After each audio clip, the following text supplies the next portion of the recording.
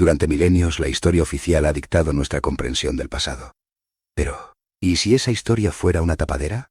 ¿Y si una civilización portentosa anterior a todo registro nos legó un conocimiento tan avanzado que fue confundido con magia divina? En Paranormalmente, desvelamos el gran secreto, la existencia de una tecnología oculta y una realidad hiperdimensional que podría transformar nuestra existencia tal como la conocemos.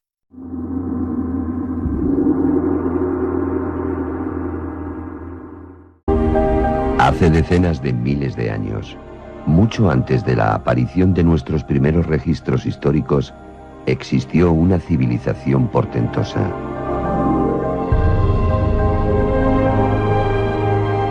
Este grupo de seres, confundidos por los pobladores de este planeta por dioses, han dejado una memoria viva en todos los pueblos del planeta, cuando no, pruebas visibles en la roca de su paso por la Tierra. Santiago Camacho, nuestro experto invitado, profundiza en esta asombrosa hipótesis. Nos explica cómo estos seres, con una sabiduría incomprensible para nuestros ancestros, fueron venerados como dioses, dejando un rastro de anomalías que desafían la cronología establecida. Ahí está esa primera introducción, y quizá lo primero que hay que preguntarte, Santiago, ¿hubo antes gente en este planeta nuestro, dioses que no eran dioses? Pues sí, no nos cabe... ¿Lo dices así de claro? Sí, y lo digo así de claro porque no nos cabe otra conclusión en vista de la multitud de pruebas, la multitud de testimonios.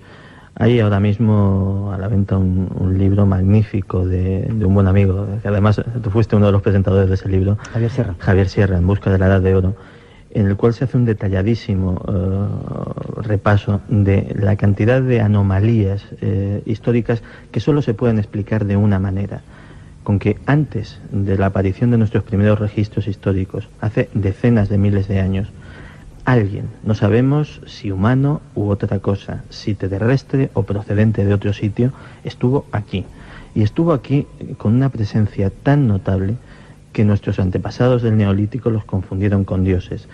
Los atribuyeron cualidades casi divinas porque veían que eran capaces de prodigios que solamente podían ser explicados para ellos, con su escaso conocimiento de las leyes naturales, de una manera sobrenatural.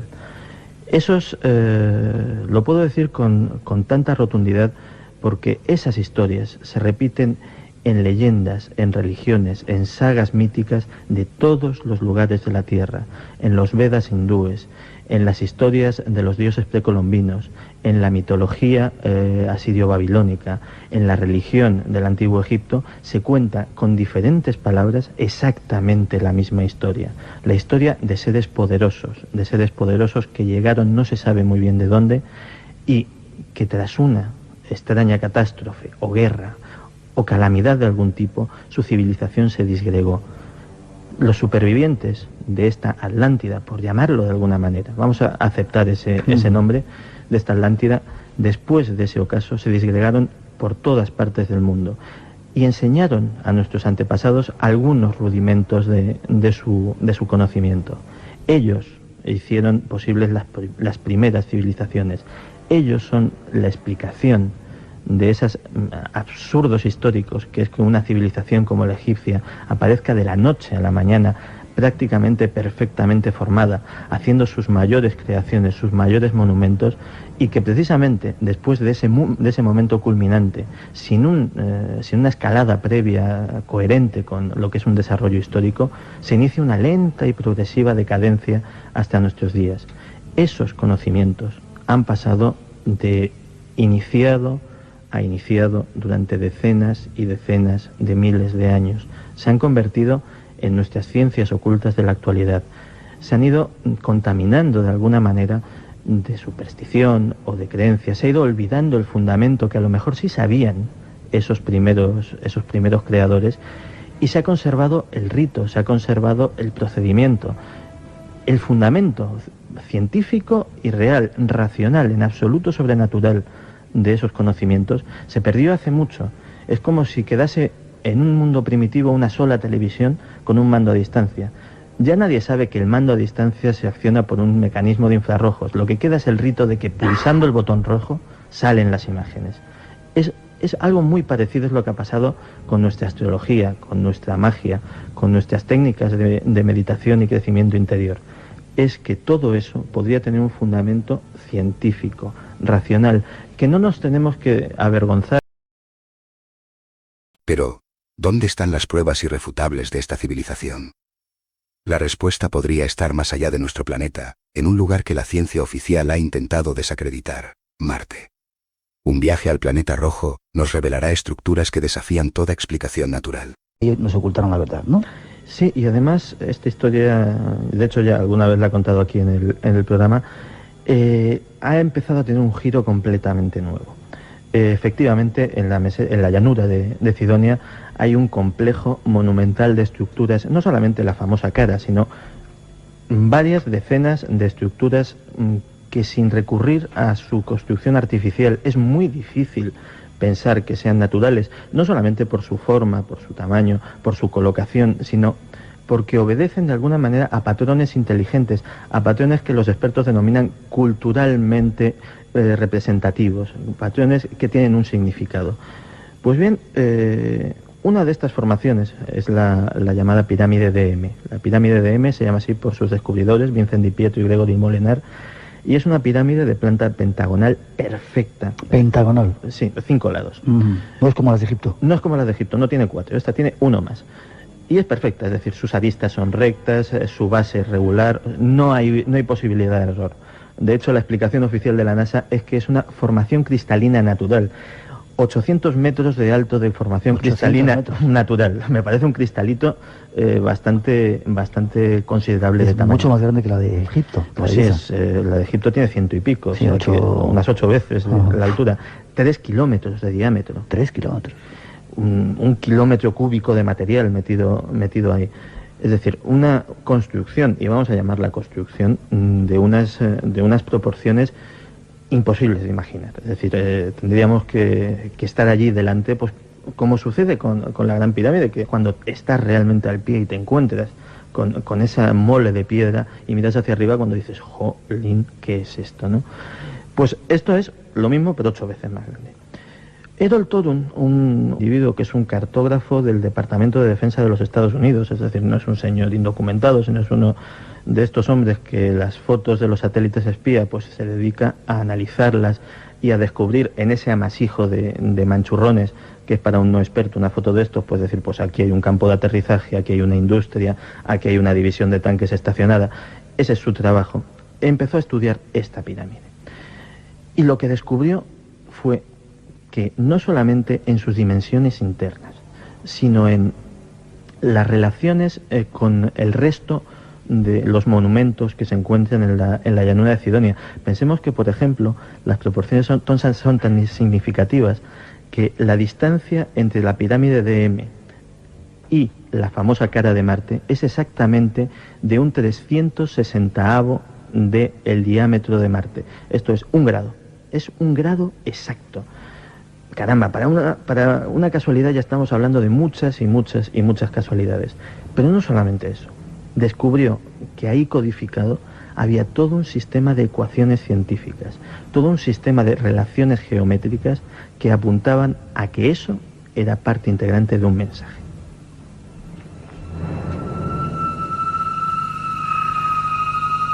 ¿Qué mensaje? Pues el mensaje fue lo que trajo al señor Torum un poco de cabeza, hasta que... Espera, sería una especie de, como contaban en Stargate, una especie de puertas que podrían comunicar diferentes dimensiones, diferentes planetas, diferentes... Eso fue una de las posibilidades que se barajó. Pero realmente, si alguien se había tomado tanto trabajo en crear una serie de cosas tan enormes, colocadas de una manera coherente, pues caramba, eso tendría que querer decir algo. Y se le ha dado vueltas durante la friolera de casi 10 años, hasta que Richard Hoagland, el mayor estudioso del fenómeno de Cidonia que hay actualmente, terminó dando con la clave y tardó luego otro buen par de años en darlo a conocer, porque él mismo no estaba dando crédito a lo que había dado. Ni más ni menos, allí estaban planteados de una manera absolutamente fiel los planteamientos teóricos, las ecuaciones y los teoremas de una antigua ciencia que se empezó a desarrollar en el siglo XIX y que, precisamente por ser demasiado avanzada para su época, pues cayó en el Museo de las Rarezas Científicas, que en su momento se la calificó de superchería que estaba avalada por físicos como Faraday, como Lord Kelvin, como Maxwell, gente que ha pasado con letras de oro a los libros de física, gente que ha aportado grandes cosas, pero que en aquel momento eran pioneros de una cosa que se llamó la física hiperdimensional. Y la física hiperdimensional, pues precisamente por encuadrar una serie de conceptos tremendamente avanzados para mediados del siglo XIX, que fue el momento en el que empezó a desarrollarse, pues ya te digo, empezó a ser considerada como una superchería científica. Fue un camino en el cual todos estos grandes científicos vieron que si lo seguían podían verse apartados de la ortodoxia académica, podían ver truncadas sus carreras, perder sus cátedras, verse sometidos a una nueva inquisición, y abandonaron todo este tema. En ella se hablaba de que nuestro universo tridimensional no sería ni más ni menos que una pálida imagen, nuestra percepción de un universo que tendría más dimensiones, 4, 5, etcétera, etcétera. No solamente vemos 3 porque somos tridimensionales, pero habría más, ¿no? Pero habría más. Llenaron pizarras de cálculos, elaboraron complejas cosmogonías, crearon topografías de objetos de 4 y de 5 dimensiones en base a las puras matemáticas y a la geometría. Es la famosa geometría neoeuclidiana que sale mucho en los relatos de Lovecraft, por ejemplo, porque era algo que estaba muy en boga en la época en que se escribieron. Pero después de todos estos logros, tuvieron que echar la carpeta a sus trabajos, olvidarlo y seguir con otra cosa. Pues bien, a 56 millones de kilómetros, en algo edificado hace probablemente millones de años, esas mismas fórmulas, esos mismos teoremas geométricos aparecían dibujados con perfecta exactitud. ¿Y por qué de repente la gente de la NASA han dicho que no había nada en Marte, que todo era mentira, que todo eran montañas erosionadas y que ahí no hay ni caras, ni pirámides, ni nada? Bueno, lo quieren ocultar. Sí, y además la NASA tiene un documento interno que se llama el informe Brookings, que es un documento conocido, el cual planifica la política de la NASA en cuanto al posible descubrimiento de indicios de vida inteligente extraterrestre. Y las recomendaciones y están ahí, o sea, no es algo consultable, es un informe conocido. Las recomendaciones son las siguientes: negarlo, ocultar la información en la medida que sea posible, y si ya no se puede más, destruirla. Se llega hasta ese punto. Destruirla, las pirámides, destruir la información, las cintas, lo que haga falta con tal de ocultarlo. ¿Por qué? La razón a la que se agarra el informe Brookings para hacer esto es sencillamente que la posible divulgación de la existencia de vida extraterrestre inteligente podría generar un caos social de tal magnitud en el cual instituciones políticas, religiosas, creencias filosóficas, sistemas morales, hasta la misma estructura económica podrían verse resentidas y podrían sumir a la humanidad en una crisis de consecuencias imprevisibles. Esa es la historia a la que se agarran, y la historia por la que nunca recibiremos una información positiva de la existencia de vida inteligente extraterrestre por La conspiración no termina en Marte. Nuestro sistema solar parece estar salpicado de vestigios que la NASA se empeña en negar. Y la desaparición de una sonda clave en el planeta rojo, junto a la manipulación de datos del Hubble, solo refuerzan la sospecha de un encubrimiento masivo. Hay unas cuantas preguntas que están llegando, Santiago. Por ejemplo, preguntan si existen más pirámides en el sistema solar, si hay datos de que existan más. Existen datos no suficientemente confirmados. De hecho, al que le interese esto, en Internet tiene una página maravillosa que es la página de Enterprise Mission.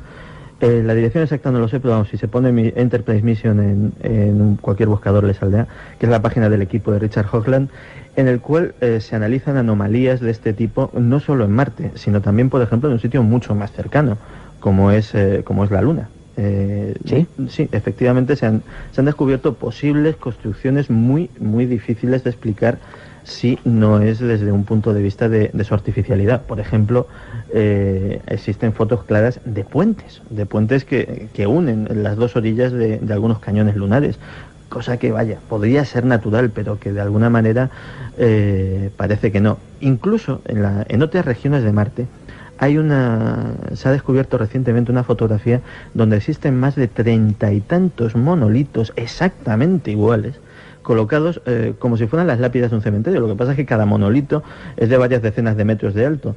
Y se sabe que son exactamente iguales porque la fotografía, más que los monolitos, lo que se ven son las sombras que dejan. Y las sombras son del mismo tamaño y de la misma forma. ¿En dónde eso?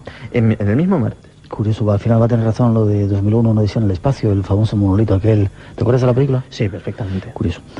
Más preguntas. Dicen también si es cierto que la Mars Observer no desapareció como dijeron los de la NASA y que en realidad lo de su accidente fue una forma para encubrir algo extraño alrededor de Marte. ¿Es cierto esa serie de misteriosos accidentes que tuvieron? La Mars Observer, el accidente entre comillas de la Mars Observer es un tema muy peliagudo, porque se cometieron tal cantidad de irregularidades que la NASA es a pesar de sus presuntos, y digo presuntos porque no todos han sido tales fracasos, de sus presuntos fracasos, la NASA lógicamente es una organización muy meticulosa con lo que hace. Y además hay una serie de coincidencias, no solamente en la torpeza con que se llevó todo ese asunto, sino con que curiosamente había cierto equipamiento técnico, concretamente un láser de altísima intensidad que nadie sabía para qué servía, y que estaba equipado allí en la sonda. Y curiosamente coincidió todo aquello con aquella famosa operación que se le hizo al telescopio espacial Hubble, porque en teoría no estaba bien, las lentes tenían algún tipo de defecto y hubo que cambiarlas. Todo eso sucedió más o menos en la misma época. Pues bien, si se quiere captar una transmisión láser, es decir, la única forma de que no sea interceptada, porque si es de radio, lógicamente cualquier otro radioescucha podría haberla interceptado, pero una transmisión por láser no, necesitas un receptor lo suficientemente potente para recibirla, almacenarla, etcétera, etcétera. Y ese era perfectamente el telescopio espacial. Curiosamente, no solo se cambiaron las lentes, se cambió también el disco duro del ordenador del telescopio espacial, que se bajó y quedó custodiado en la NASA, donde esa información de ese disco duro y de lo que hubiese recibido nunca más se ha vuelto a saber de ella. ¿Y qué se piensa que puede haber recibido? Una de las misiones que tenía aquella sonda espacial era, entre otras cosas, cartografiar de nuevo toda la región de Cydonia, pero no con muchísima más precisión que lo hizo el Viking, que a fin de cuentas era una nave del 76 y que adolecía de ciertos problemas técnicos. Y sobre todo comprobar de una vez por todas si la famosa cara de Marte era artificial o no. Eso nunca se llegó a hacer. De hecho, la siguiente fotografía que recibimos fue la polémica fotografía esta, en la cual la cara ya aparece mucho más desdibujada, y aún así sigue siendo una formación geológicamente muy notable. Es decir, no te creas que eso me enfría a mí el entusiasmo para nada. Es decir, la cara de Marte ahora mismo es más fea, pero sigue siendo igual de cara. Con lo cual es muy probable que una serie de datos sobre esa misteriosa región pues hayan estado desde siempre en posesión de la NASA y no hayamos sabido absolutamente nada de ello. Vamos a dejar ahí esa historia.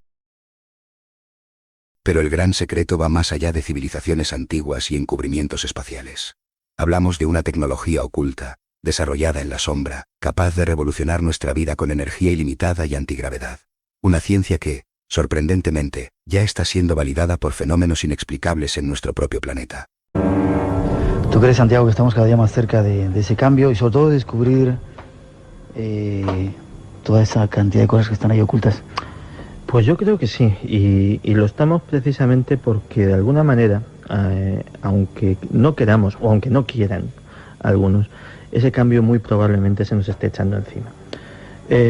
Según esos postulados de la física hiperdimensional, los planetas, el movimiento de los planetas, de alguna manera, la mezcla del momento angular, es decir, del movimiento circular de las órbitas de los planetas, en conjunto con su gran masa, provoca que haya transferencias de energía desde esas otras dimensiones hasta la nuestra. De hecho, eso es un fenómeno que ahora mismo se cataloga como anomalía científica. Hay una cosa en los planetas que se llama la radiación infrarroja anómala, que, dicho en términos llanos, quiere decir que los planetas emiten mucha más energía de la que reciben del Sol y de la que se sumaría con su propio calor interno. Esa energía tiene que proceder de algún sitio.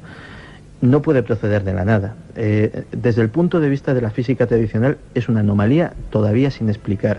Pero la física hiperdimensional tendría una explicación muy sencilla. Es decir, diría, no, señores, esa energía de sobra que emiten los planetas es precisamente la que genera su movimiento circular.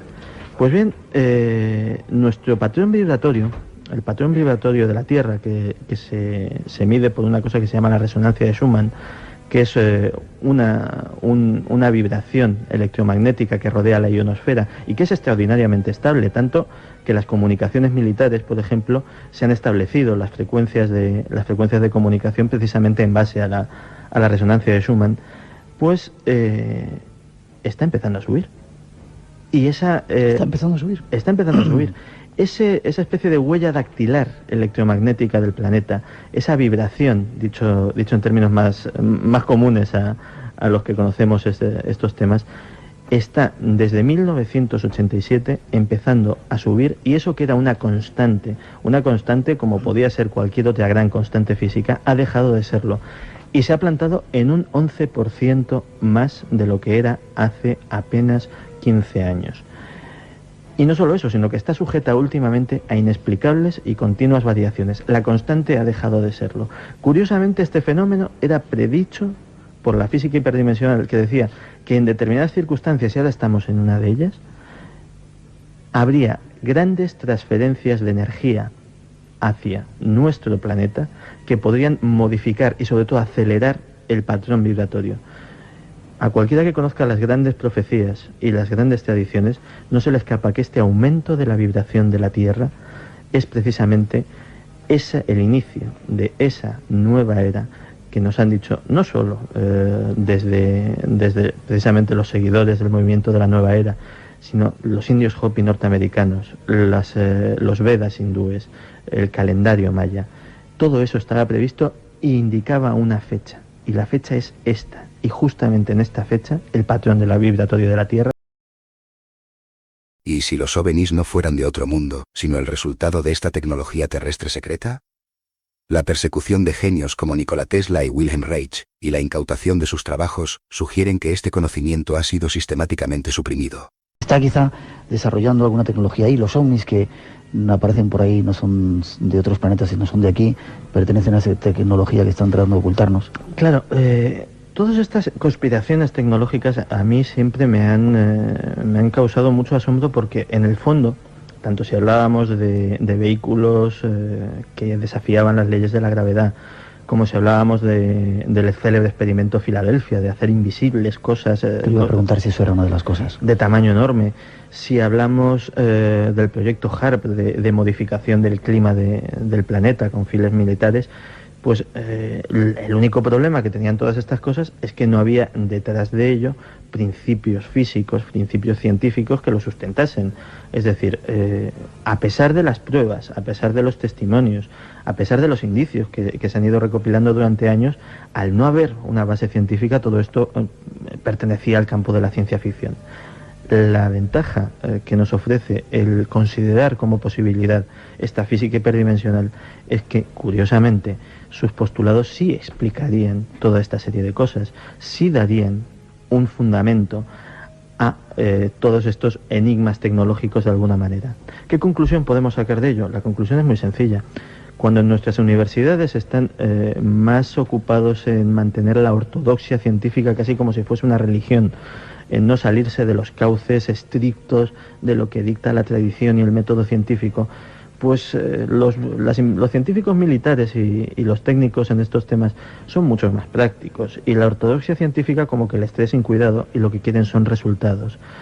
Es curioso cómo los trabajos de Nikola Tesla, un genial investigador de principios de este siglo, que entre otras cosas nos dio la corriente alterna con la que enchufamos nuestros aparatos de todos los días, y que era un firme creyente en la existencia no solo de otras dimensiones, sino en nuestra capacidad de contactar y de aprovechar lo que pudiéramos sacar de ellas.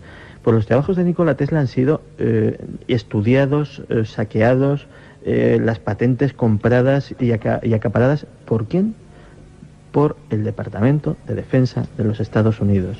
Es curioso cómo un hombre como Wilhelm Reich, que fue otro gran visionario de este siglo, de principios de este siglo, fue perseguido sistemáticamente en vida por el FBI, que yo creo que es una agencia que tiene muy pocas atribuciones científicas, que yo sepa, por cosas tan sencillas como que decir que había descubierto un generador de energía que en base a unas fuerzas, a unos aparatos de formas geométricas, que son precisamente estas mismas formas geométricas que aparecen en la región de Cidonia, pues sacaba una energía que él llamaba orgón, que bueno, generó toda una filosofía alrededor de ello, que eso ya es más o menos discutible, pero que la energía estaba ahí y existía. Este hombre murió en la cárcel, tachado de loco y acosado permanentemente por el gobierno norteamericano. Sus descubrimientos también se los quedaron ellos.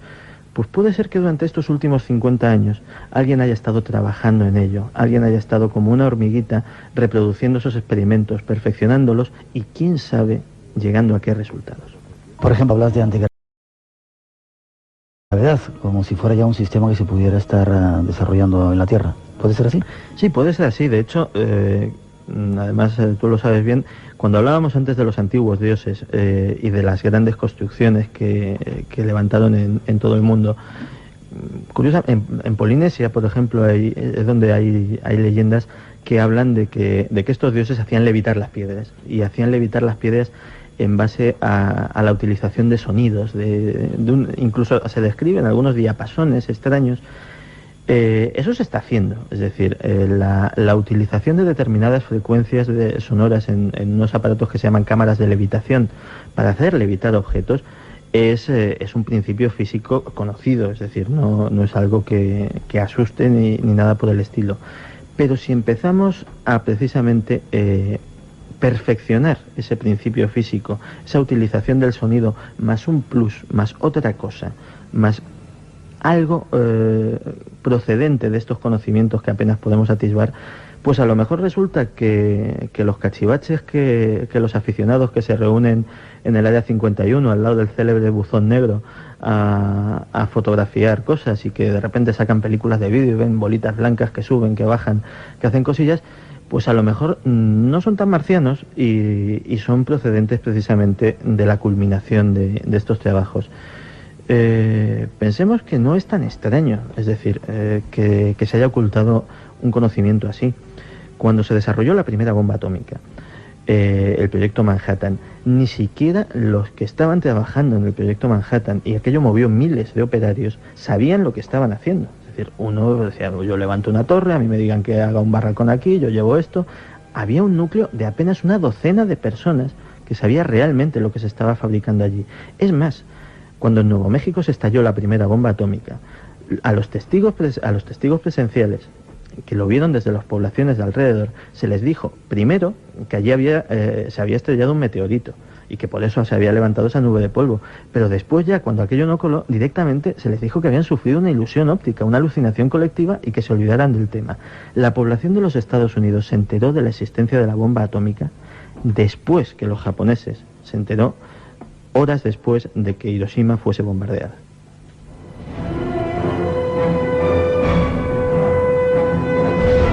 Nos queda muy poco tiempo. Santiago, tendrás que volver a venir para dar más datos concretos de física en otro programa, si te parece. Cuando quieras. Preguntan el experimento Filadelfia. Has hablado antes de él. ¿Es cierto que se realizó un experimento en el que se hizo desaparecer un barco o que se están haciendo experimentos parecidos? Parece confirmada que la historia del Eldridge, a pesar de que ha sido de alguna manera contaminada con mucha leyenda, de que ha habido probablemente un premeditado ejercicio de desinformación precisamente para que todo quedase en una mera leyenda, pues sucedió. Que ese barco desapareció durante unos minutos y nadie sabe dónde estuvo esos minutos, si realmente estuvo allí y allí se quedó y luego reapareció, o realmente estuvo en otro sitio. De hecho, se ha podido trazar la existencia de un misterioso doctor Allende, un científico que trabajaba en proyectos secretos en los Estados Unidos y que parecía sumamente versado en materias de física avanzada. Incluso es posible que el experimento Filadelfia se desmandase y que realmente fuese una aplicación de un sistema antirradar. De hecho, el propósito era hacer invisible al barco, pero no invisible de verdad, hacerlo invisible a los radares enemigos. Y que precisamente por aplicar algunos principios muy avanzados, cuyas consecuencias totales no conocían del todo, pues aquello se les fuese de las manos y realmente pasase algo sumamente inusual que posteriormente se puede haber ido perfeccionando de alguna manera. Preguntan también, ¿de dónde sacas las informaciones que manejas? Las fuentes de esta información no son esotéricas, sino investigadores serios y hormiguitas anónimas que, analizando datos públicos de la NASA, descubren anomalías y fenómenos que la agencia oculta. Incluso la conexión entre la civilización marciana y el antiguo Egipto, con el significado de El Cairo como Marte, nos invita a reconsiderar todo lo que creíamos saber. ¿Qué manejas? Pues no es nada esotérico, ni tengo contactos con los servicios secretos ni nada por el estilo. Como he dicho al principio del programa, en todo el mundo hay centenares de personas que se dedican precisamente a eso, a hurgar un poquito en estas cosas. Grupos muy serios como la misión Enterprise, cuyos miembros, a pesar del desprestigio constante al que intentan ser sometidos, son personas con intachables calificaciones científicas, grandes científicos, algunos de ellos que precisamente vienen rebotados de la propia Agencia Espacial Norteamericana, donde abandonaron sus puestos no porque los echaran, sino directamente porque estaban hartos de ver el ejercicio de manipulación que se llevaba allí. Hay múltiples grupos. Yo lo único que hago es una labor de divulgación y de recopilación de diversas informaciones, pero son informaciones que son fácilmente accesibles. De hecho, Internet es una buena fuente directamente para irse encaminando. Es decir, a lo mejor Internet te indica la existencia de un libro, de un documento, de un memorándum desclasificado de algún servicio secreto de inteligencia, pero simplemente es una cuestión de ir encajando piececitas de rompecabezas. Preguntan también dónde la fuente de esa fotografía de los monolitos que antes decías. La fuente viene de la NASA. Cuando el sitio de la Mars Global Surveyor puso en la red la friolera de 25.000 nuevas fotografías en alta resolución, pues muchos de estos investigadores anónimos, de estas hormiguitas, se dedicaron a ir viendo con todo detalle, una por una, estas gigantescas fotografías tomadas a una resolución tal que, por ejemplo, cada píxel corresponde a 1 metro, o sea, lo cual es una resolución muy buena. Han ido sacando, no solo esa, han ido sacando múltiples formaciones, vamos a llamarlas geológicas, por llamarlas de alguna manera, pero bastante anómalas y bastante difíciles de explicar. De hecho, hay entre estas cosas que han descubierto investigadores aficionados y que precisamente nunca saldrán por la vía de la NASA, pues se descubrieron las primeras huellas de cursos de agua antes de que la NASA diese la noticia oficial. Incluso existe una fotografía impresionante de una piscina, por llamarlo de alguna manera, de una laguna de agua líquida en algún lugar de Marte. Además que se aprecia con total nitidez, porque son gente, ya te digo, aficionados con mucho entusiasmo, que con sus escasos medios, pues entre otras cosas, pues se dedican a analizar las fotografías, a pasarlas por diferentes filtros informáticos. Hay que tener en cuenta que la información cruda de la NASA dice muy poco, pero a ojos de un experto puede decir, aquí hay algo, y entonces eso se le somete a los filtros informativos que hacen surgir esa información de esa imagen confusa. Preguntan qué ocurrió con esa civilización que teóricamente construyó esas enigmáticas monumentos en Marte, y si tienen que ver con los egipcios de nuestra tierra. Pues es una muy buena pregunta. Es posible. Desde luego esa civilización ya no está. Y de alguna manera... ¿Estará por ahí esperando para regresar y vendrán de nuevo? O a lo mejor vinieron, o a lo mejor no se han ido. Lo cierto es que el Cairo, el nombre toponímico del Cairo, Al-Kahir, es una palabra curiosa, y es una palabra que significa ni más ni menos que Marte. Sí, curioso. Coincidencias. Y la pirámide decían que en principio podía ser roja y no como está ahora, asimilándose al planeta rojo. Podría ser. De hecho, cuando hubo el gran terremoto, fue en el siglo XV, me parece, en el Cairo, y se utilizó toda la cubierta exterior de la Gran Pirámide para reconstruir la ciudad, lo cual nos da una idea de su tamaño. O sea, todo el Cairo está reconstruido con lo que era la capa externa de la Gran Pirámide. Pues realmente ahí se perdió una información y unos datos no solo de la policromía de esas piedras, sino de posibles grabados, de posibles textos. Lo que queda es algo interior, es algo que no estaba pensado para ser visto desde fuera, con lo cual se ha perdido una riqueza de información increíble que quién sabe lo que nos podía haber dicho. Hasta ahora, decíamos al principio, todo eran creencias, todo era fe. Paso a paso la ciencia va demostrando que todo eso que era la astrología, los chakras, montones de cosas de las cuales se ha hablado aquí, se ha creído por fe, se están demostrando desde el punto de vista de la física. Sí, y de hecho hay grandes equipos de investigación. Curiosamente, en todos estos temas, y es una cosa que me llama muchísimo la atención, cuando la ciencia académica ya lo ha renunciado, cosas como la fusión fría, como temas a los que ha desprestigiado, pues resulta que van empresas como Exxon, como Toyota, como Caterpillar, que dedican millones y millones y millones a investigar en temas que la ciencia oficial ha dejado de lado. ¿Por qué? Porque, al igual que decía antes de los investigadores militares, los investigadores de las grandes corporaciones multinacionales, la ortodoxia científica también les esté bastante sin cuidado. Y lo que quieren son resultados. Y parece ser que de ahí están empezando a conseguir resultados. Caterpillar, por ejemplo, hace un par de años sacó un carburador nuevo que aumenta el rendimiento del combustible de una manera tremenda. Pero es que nadie se explica por qué. O sea, aquello se desmonta y dice, pero si es que, oiga usted, esto no...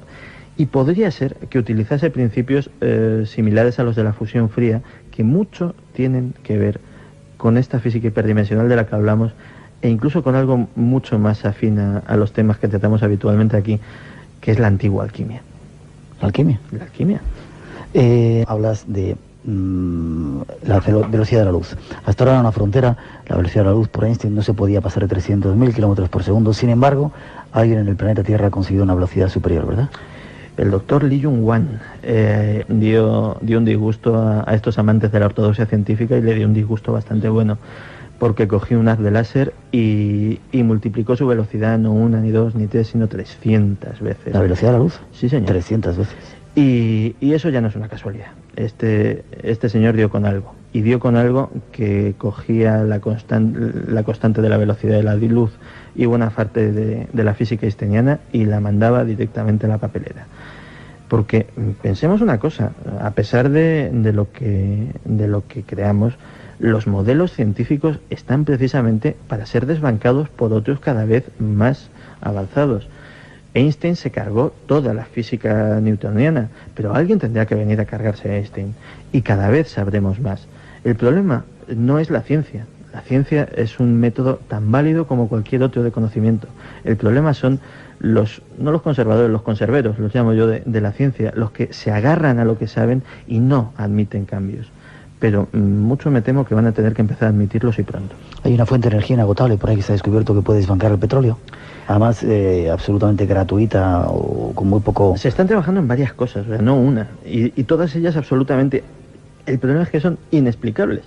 Una de ellas es la fusión fría. La fusión fría es un fenómeno perfectamente reproducible en laboratorio, pero no en un laboratorio de campanillas, en un laboratorio de instituto de secundaria. O sea, es un fenómeno muy curioso y que, sin embargo, no tiene explicación científica, y encima se da de una manera aleatoria. Unas veces se da, otras veces no se da. De ahí decía el parentesco con la alquimia. Los antiguos alquimistas sabían muy bien que sus reacciones estaban sujetas a diversas configuraciones astrológicas, cosa que desde el punto de vista de la ciencia actual es una demencia absoluta, pero desde el punto de vista de la física hiperdimensional no lo es. La transferencia de energía desde otras dimensiones depende precisamente mucho del curso de estos grandes cuerpos que actúan como puertas dimensionales, giratorias y gigantescas dentro de nuestro sistema solar, que aportan de alguna manera energía a esos sistemas. A lo mejor por ahí están empezando a abrir una puertecita a la que solo queda añadir una cosa: comprender el fenómeno. Pero el fenómeno se está dando.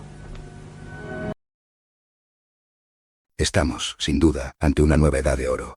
La inteligencia inexplicable en los niños de hoy, sumada a estos descubrimientos, nos invita a la aceptación.